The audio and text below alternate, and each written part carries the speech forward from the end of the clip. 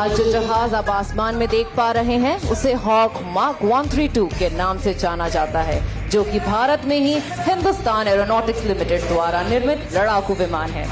इस विमान पर भारतीय वायुसेना के नव कमीशन प्राप्त फाइटर पायलट्स को प्रशिक्षण दिया जाता है।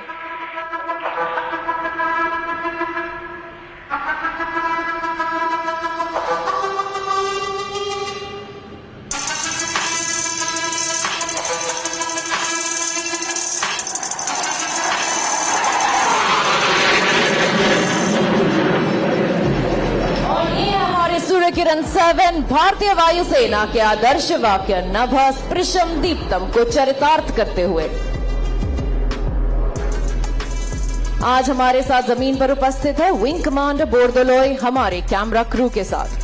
आज इनकी जिम्मेदारी है ये सुनिश्चित करना कि आज का डिस्प्ले व टीम पूर्ण रूप से सुरक्षित हो तथा टीम लीडर तक रेडियो द्वारा जरूरी संदेश पहुंचाना। इसी के साथ ठीक सामने देखिए अपनी ओर बढ़ते हुए आप देख सकते हैं टीम को बॉम्ब बर्स्ट लूप के लिए। और आइए सुनते हैं लीडर की आवाज उनकी कॉकपिट से।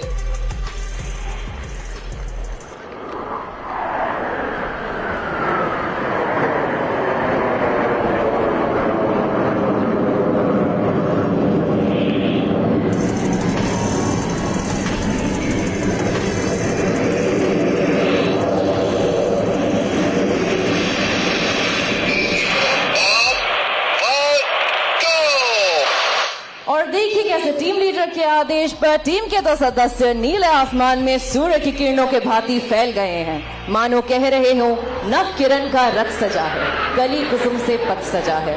बादलों के अनुचरों ने स्वर्ण की पोशाक धारी, आ रही रवि की सवारी, आ रही रवि की सवारी। सूर्य किरण टीम का निर्माण वर्ष 1996 में हुआ और इस 26 वर्षीय टीम ने करीबन 72 शहरों में 600 से भी अधिक डिस्प्ले करने का दुर्लभ लक्ष्य प्राप्त किया है। एकता में शक्ति को प्रतिबिंबित करते हुए अगले मनूवर के लिए आ रहे हैं सूर्य किरण 8 और 9।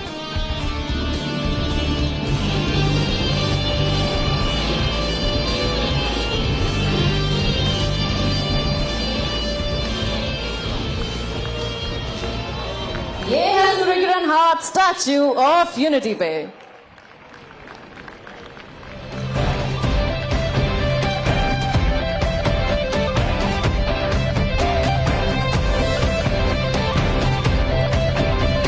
इसी मनूवर के साथ हम अपने दर्शकों से विदा लेते हैं और आशा करते हैं कि हम फिर जल्द ही मिलेंगे। धन्यवाद। हूँ तुम्हारी बहु बहु भारी चू। जय हिंद। और भारतीय वायुसेना के साहस भरे रोमांचक प्रदर्शन के उपरांत अब समय है संगठित और सुदृढ़ भारत को आकार देने वाले आजाद भारत के प्रथम उप प्रधानमंत्री, प्रथम गृह मंत्री, भारत रत्न लौह पुरुष सरदार वल्लभ भाई पटेल की ओजस्वी वाणी और मूल्यवान विचारों को आत्मसात करने का। ये युग पुरुष आज हमारे बीच ना होते हुए भी अपने विचारों से विद्यमान हैं, जिन्होंने अखंड राष्ट्र के रूप में हमें आज ये परिवेश प्रदान किया है। आइए उसी महामानव के इस रिकॉर्डेड संबोधन से अपने आप को धन्य करते हैं। आज ईश्वर की कृपा से हम मुल्क में एक प्रकार की शांति स्थापित कर सके और दूसरा, जैसा एक कौमी मामला था वैसा एक पेचीदा मामला देशी रियासतों का था। जब सार्वभौम सत्ता हिंदुस्तान में से अपना बिस्तरा लपेट के चली और जब उसने ऐलान किया कि इधर पैरामाउंट खत्म होती है, उस समय पर मुल्क में क्या होगा और मुल्क एक रहेगा या तो उसका टुकड़ा टुकड़ा हो जाएगा, उस बारे में बहुत लोगों का अलग अलग ख्याल था और बहुत लोग चिंता में गिरे थे। लेकिन जो राजा महाराजाओं थे उसमें से बहुतों ने काफी स्वदेशाभिमान बताया और भारत की सरकार को साथ दिया।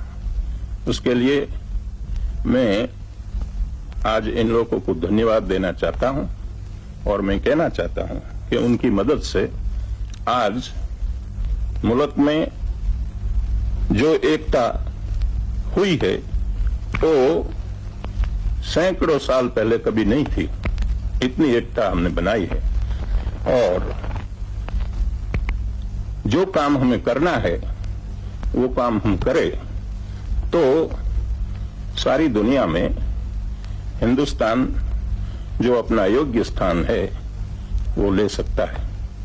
और मुझे विश्वास है कि इस रास्ते पर जो रास्ता गांधी जी ने हमको बताया है उसी पर हम चलेंगे तो हमारी जगह सारी दुनिया में बहुत ऊंची होगी। इन वादियों में गूंज रही एकता की प्रेरणा मूर्ति भारत रत्न पूज्य सरदार की आवाज, उनके विचार और उनकी विराट प्रतिमा हमें भारत की एकता के लिए समर्पित होने का जैसे आह्वान दे रही है। और इसी जज्बे को आगे बढ़ाते हुए जन जन के प्रिय, संपूर्ण राष्ट्र की प्रगति के पथ प्रदर्शक, देश के यशस्वी प्रधानमंत्री आदरणीय श्री नरेंद्र मोदी जी राष्ट्रीय एकता दिवस के इस यादगार अवसर पर राष्ट्र को संबोधित करेंगे।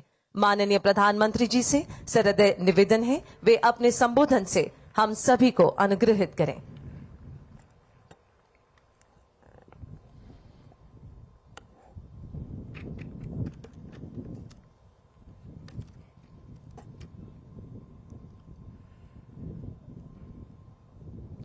देश के विभिन्न कोनों से यहां केवड़िया इस एकता नगर में आए पुलिस बल के साथी, एनसीसी के नौजवान,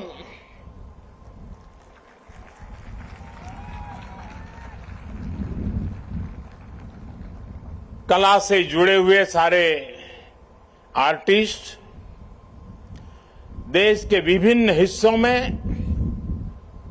एकता दौड़ रन फॉर यूनिटी में शामिल हो रहे नागरिक भाई बहन, देश के सभी स्कूलों के छात्र छात्राएं, अन्य महानुभाव और सभी देशवासियों, मैं एकता नगर में हूं पर मेरा मन मोरबी के पीड़ितों से जुड़ा हुआ है।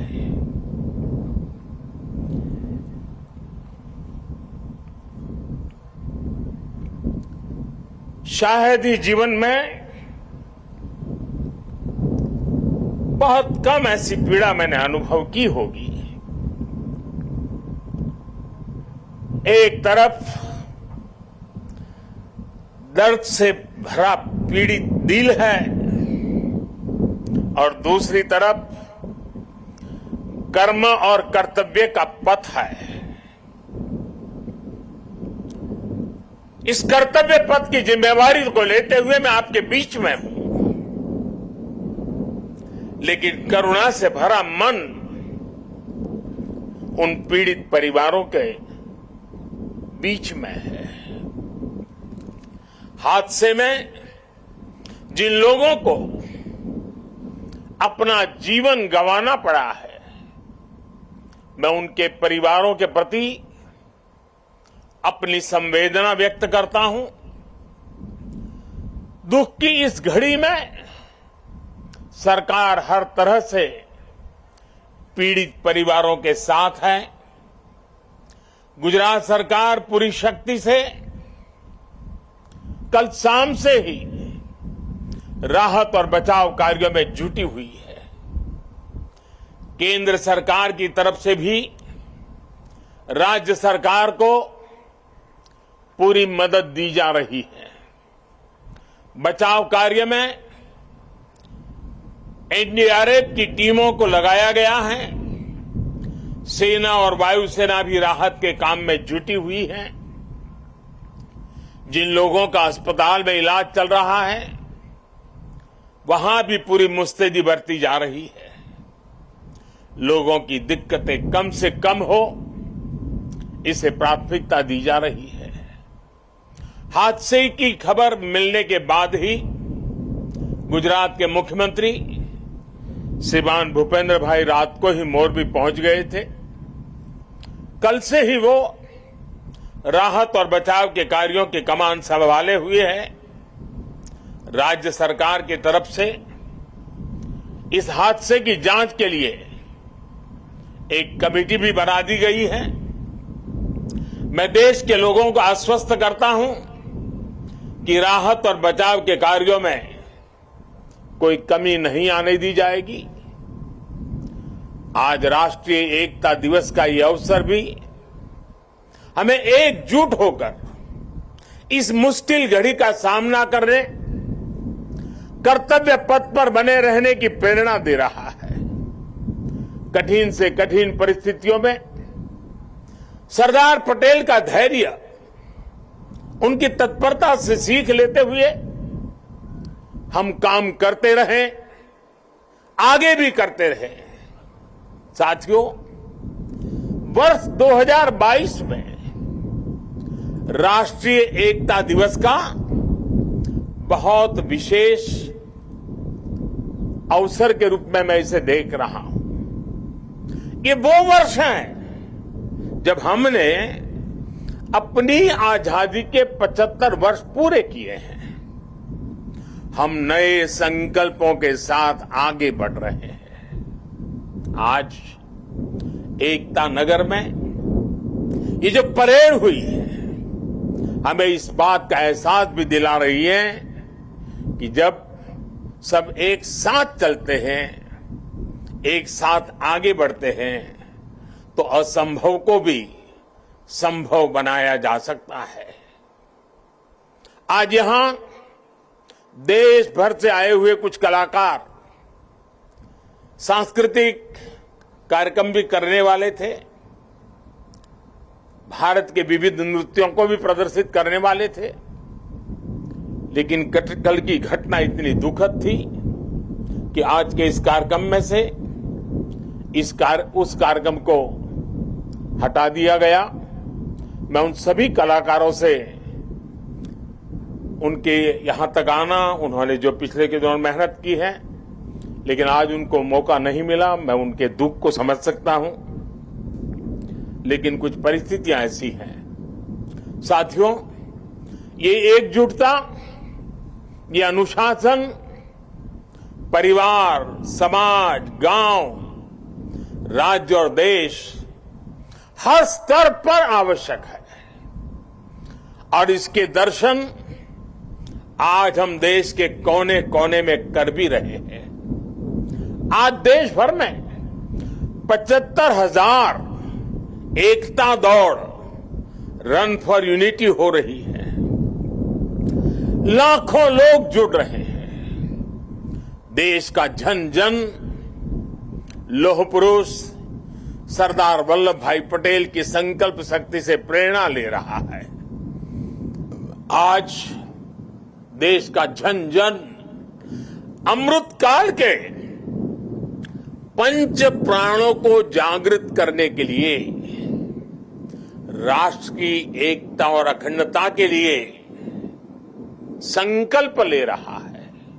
साथियों, राष्ट्रीय एकता दिवस ये अवसर केवड़िया एकता नगर की ये धरती और स्टैच्यू ऑफ यूनिटी हमें निरंतर ये एहसास दिलाते हैं कि आजादी के समय अगर भारत के पास सरदार पटेल जैसा नेतृत्व न होता तो क्या होता? क्या होता अगर 550 से ज्यादा रियासतें एकजुट नहीं हुई होती?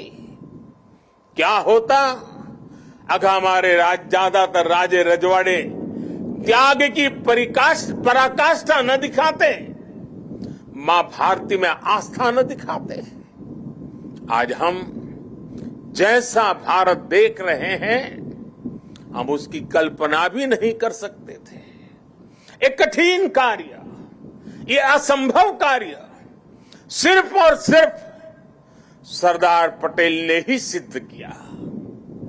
साथियों, सरदार साहब की जन्म जयंती और राष्ट्रीय एकता दिवस ये हमारे लिए केवल तारीख भर नहीं है, ये भारत के सांस्कृतिक सामर्थ्य का एक महापर्व भी है। भारत के लिए एकता कभी भी विवशता नहीं रही है। भारत के लिए एकता सदा सर्वदा विशेषता रही है। एकता हमारी विशिष्टता रही है। एकता की भावना भारत के मानस में, हमारे अंतर्मन में कितनी रची बसी है, हमें अपनी इस खूबी का अक्सर एहसास नहीं होता है।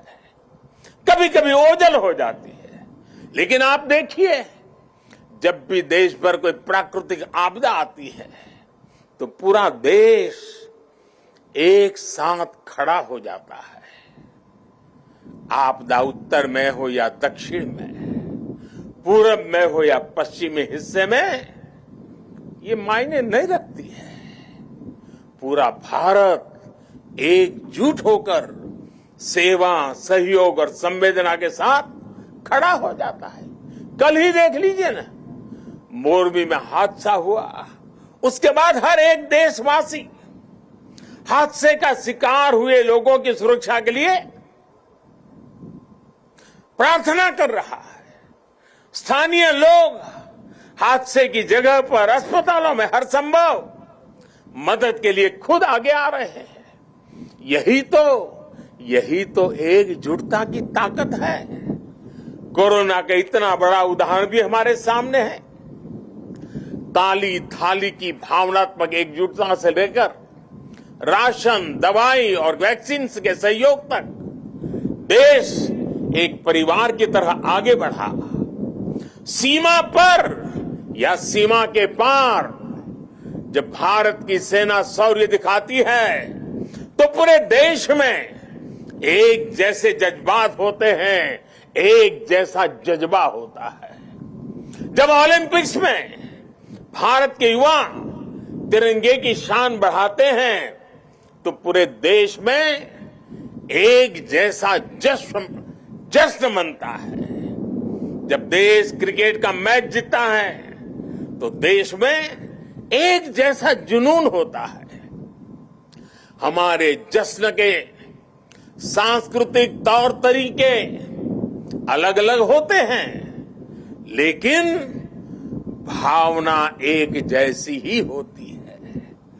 देश की ये एकता, ये एकजुटता, एक दूसरे के लिए अपनापन, ये बताता है कि एक राष्ट्र के रूप में भारत की जड़ें कितनी गहरी है। और साथियों, भारत की यही एकता हमारे दुश्मनों को खटकती है। आज से नहीं, बल्कि सैकड़ों वर्षों पहले गुलामी के लंबे कालखंड में भी भारत की एकता हमारे दुश्मनों को चूपती रही है। इसलिए गुलामी के सैकड़ों वर्षों में हमारे देश में जितने भी विदेशी आक्रांता आए, उन्होंने भारत में विभेद पैदा करने के लिए हर मुमकिन कोशिश की। उन्होंने भारत को बांटने के लिए, भारत को तोड़ने के लिए सब कुछ किया।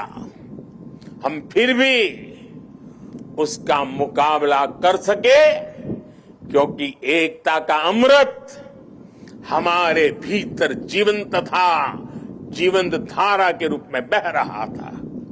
लेकिन वो कालखंड लंबा था।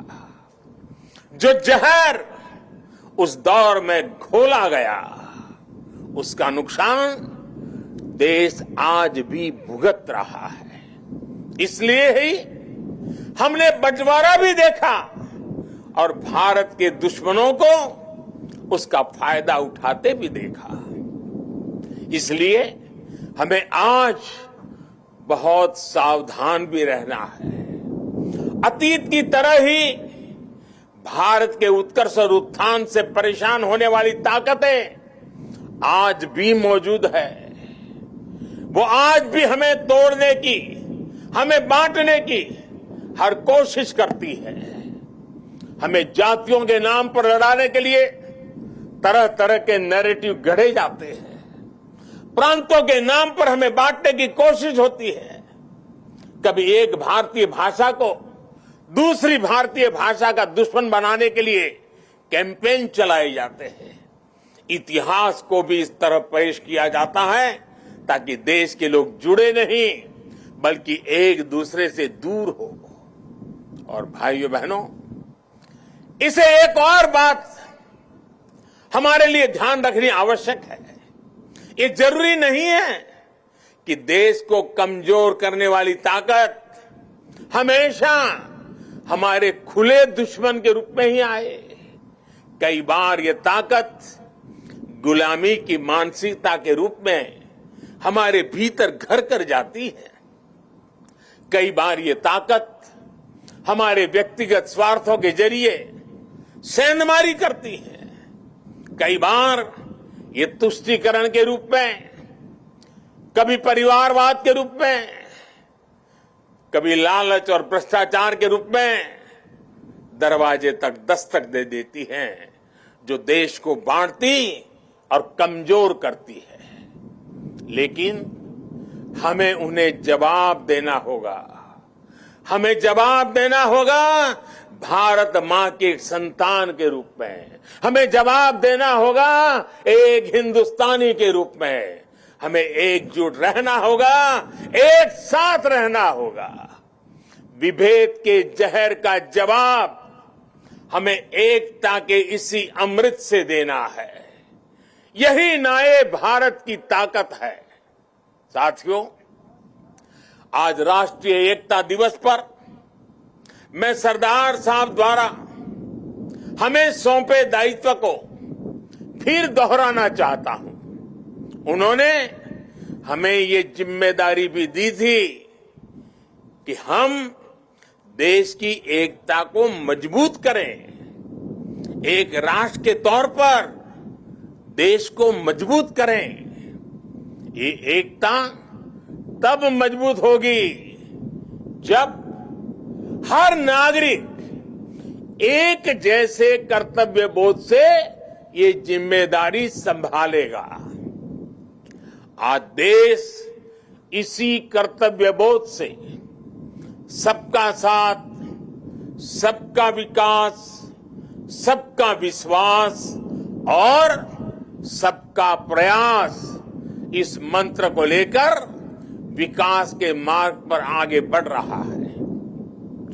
आज देश में हर कोने में, हर गांव में, हर वर्ग के लिए और हर व्यक्ति के लिए बिना भेदभाव के एक जैसी नीतियां पहुंच रही है। आज अगर गुजरात के सूरत में सामान्य मानवी को मुफ्त वैक्सीन लग रही है, तो अरुणाचल के सियांग में भी उतनी ही आसानी से मुफ्त वैक्सीन उपलब्ध है। आज अगर एम्स गोरखपुर में है, तो बिलासपुर, दरभंगा, गुवाहाटी और राजकोट समेत देश के दूसरे शहरों में भी है। आज एक और तमिलनाडु में डिफेंस कॉरिडोर बन रहा है, तो उत्तर प्रदेश में भी डिफेंस कॉरिडोर का काम तेजी से आगे बढ़ रहा है। आज नॉर्थ ईस्ट की किसी रसोई में खाना बन रहा हो या तमिलनाडु की किसी सम्मियल अरई में खाना बन रहा हो, भाषा भले अलग हो, भोजन भले अलग हो, लेकिन माताओं बहनों को धुएं से मुक्ति दिलाने वाला उज्ज्वला सिलेंडर हर जगह है। हमारी जो भी नीतियां हैं, सबकी नियत एक ही है, आखिरी पायदान पर खड़े व्यक्ति तक पहुंचना, उसे विकास की मुख्य धारा से जोड़ना।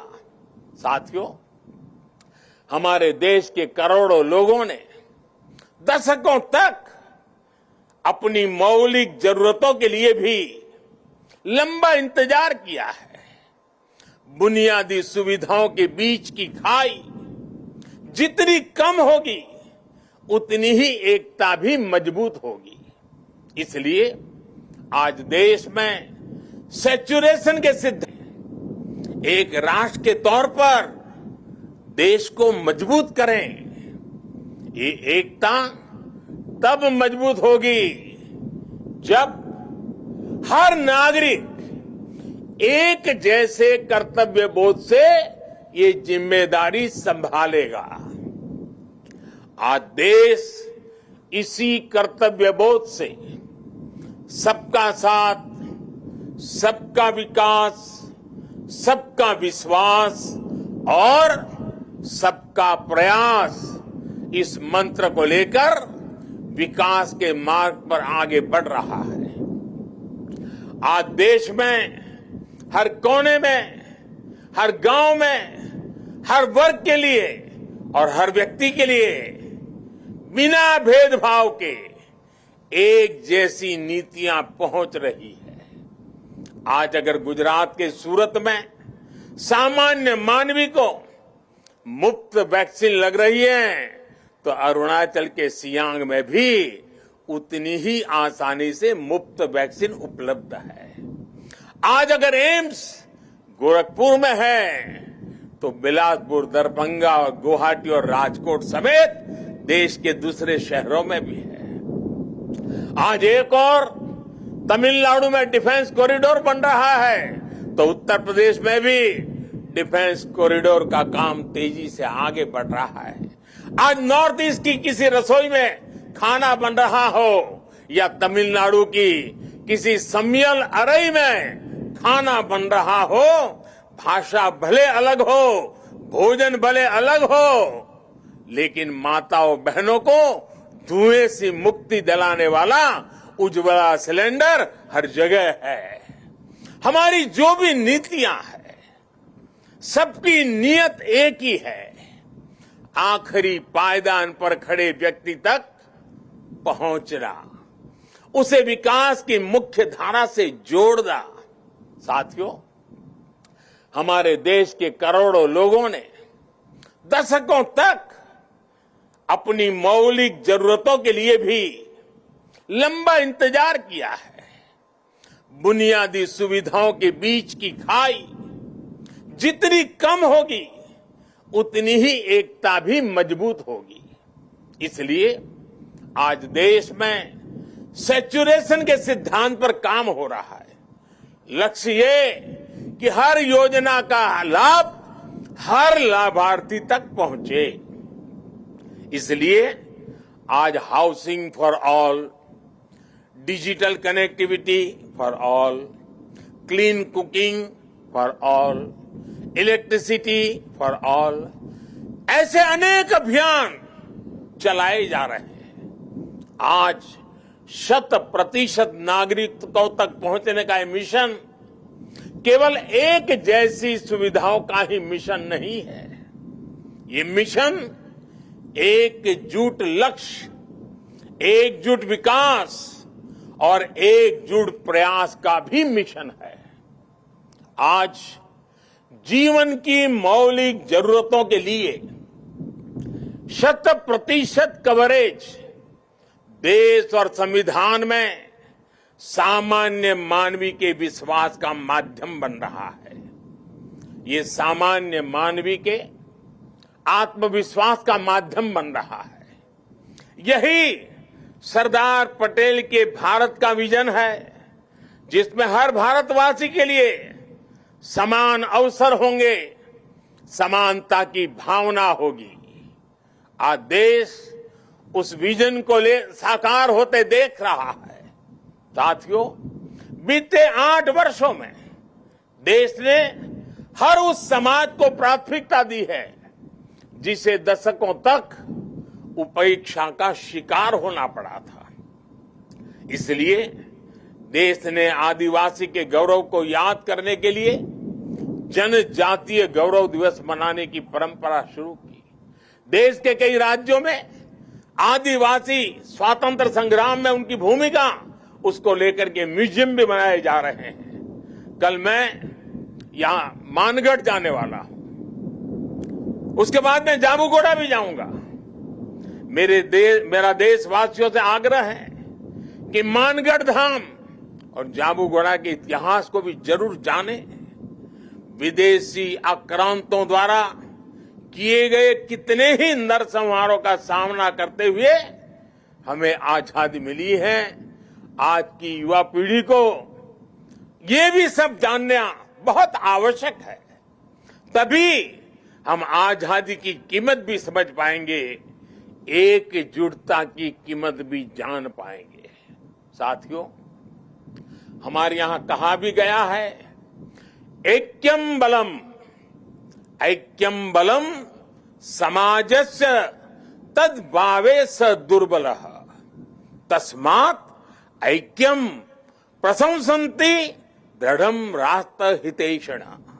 अर्थात किसी भी समाज की ताकत उसकी एकता होती है, इसलिए मजबूत राष्ट्र के हितैषी एकता की इस भावना की प्रशंसा करते हैं, उसके लिए प्रयास करते हैं। इसलिए देश की एकता और एकजुटता हम सबका सामूहिक दायित्व है। ये एकता नगर भारत का एक ऐसा मॉडल शहर विकसित हो रहा है जो देश ही नहीं बल्कि पूरी दुनिया में अभूतपूर्व होगा। लोगों की एकता से, जन भागीदारी की शक्ति से विकसित होता एकता नगर आज भव्य भी हो रहा है और दिव्य भी हो रहा है।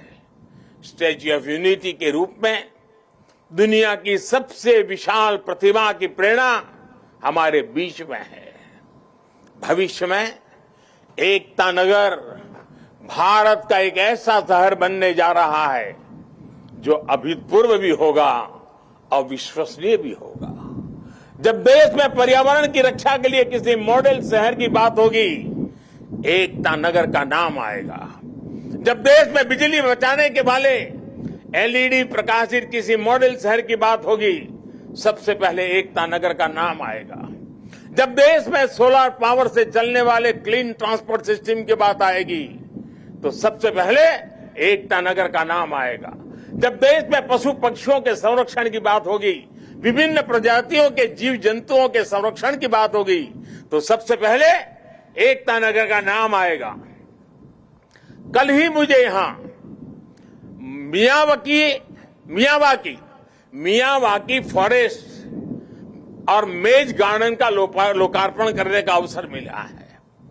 यहां का एकता मॉल, एकता नर्सरी, विविधता में एकता को प्रदर्शित करने वाला विश्व वन, एकता फेरी, एकता रेलवे स्टेशन, ये सारे उपक्रम राष्ट्रीय एकता को मजबूत करने की प्रेरणा है।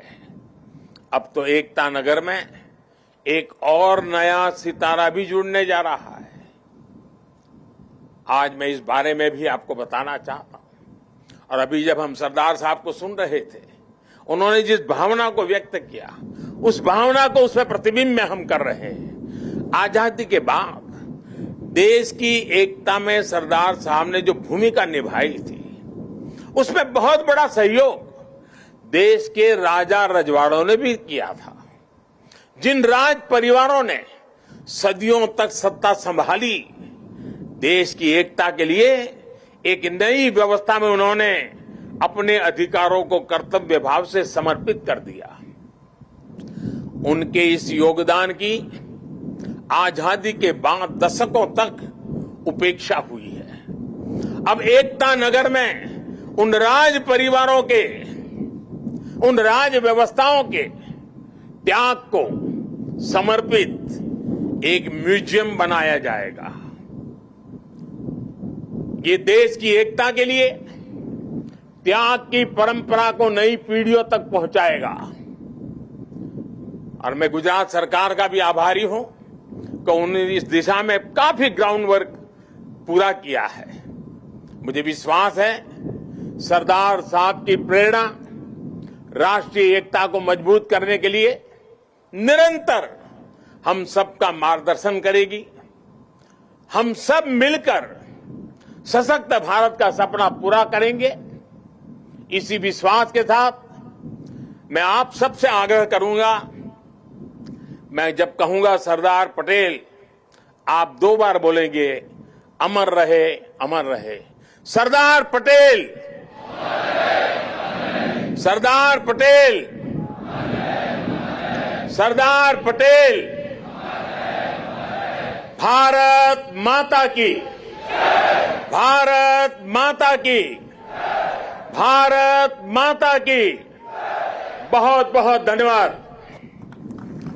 आदरणीय प्रधानमंत्री जी के प्रति धन्यवाद एवं आभार के साथ कर्तव्य पथ पर अडिग रहने के संकल्प के साथ अब राष्ट्रीय एकता दिवस की यह परेड संपन्न होती हुई माननीय प्रधानमंत्री जी फोटो सेशन के लिए पधारते हुए